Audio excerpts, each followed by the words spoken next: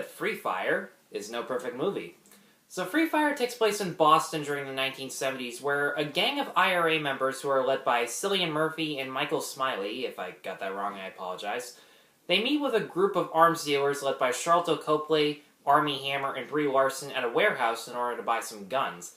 But because the dealers brought the wrong weapons, and one of the gang members actually has a complicated past with one of the dealers, both groups start shooting at each other and it turns into a very deadly game of cat and mouse. Ben Wheatley, as a director, shows us that he knows how to use only one location in a movie and make it consistently tense and atmospheric from beginning to end. The first shootout and the events leading up to it take place entirely on only one floor in the building. And because the setting is so restricted, the audience feels as if they're trapped with the characters when shit starts to hit the fan. And for the most part, the action scenes are really exciting to watch. There is a little bit of incoherent editing where you can't tell what character's on what side of the warehouse, but the camera angles are stable and clear. The scenes often play without music in order to make the audience feel as if they're in the moment. And no character is invincible either. Everyone gets shot repeatedly, they're constantly reloading their weapons, and they even have to crawl or use their guns as canes in order to get from one place to another.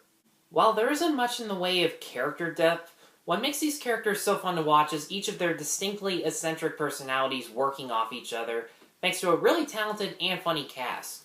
Jack Reynor easily has the most identifiable motivation for wanting to kill the gang when it's revealed that one of them actually seriously injured a family member of his. So you can quickly feel excited and laugh with him when he's cracking a joke or killing off one of the gang members, which, by the way that his rivalry with the gang member he hated the most, it ended so brutally that I actually covered my mouth trying not to laugh as hard as I did. And Armie Hammer's comedic timing is absolutely flawless when he goes back and forth from being charming and polite to sarcastic and crude to just about everyone in the room. And even Sharlto Copley, who I've always found is one of those actors he's just too over the top in pretty much everything he's in. Even he gets some good laughs every time he tries to think that he's the smartest one in the room, and yet he can't even convince anyone to walk into the crossfire and grab the money, and he gets violently injured every time he tries to kill someone, and it's just so fun to watch a guy who thinks he's so smart and yet fails miserably each time.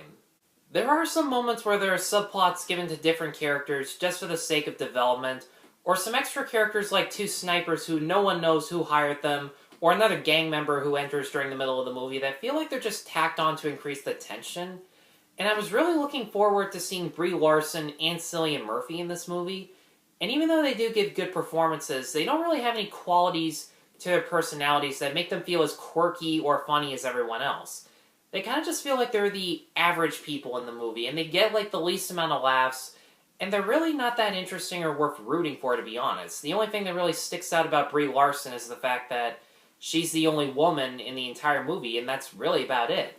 And there's also a subplot about two of the gang members who are in-laws, and they're arguing with each other during the exchange, and then all of a sudden when the shootout breaks out, they actually care for each other's survival, and there's no real segue as to why.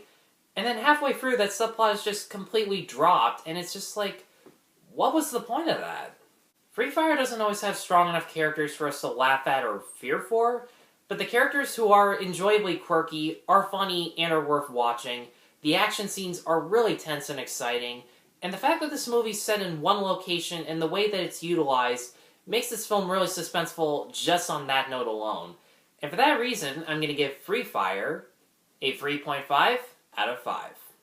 Guys, thanks as always for watching. Be sure to like, subscribe, check out my other reviews at NoPerfectMovie.com. And once again, thank you all very much for watching. Take care.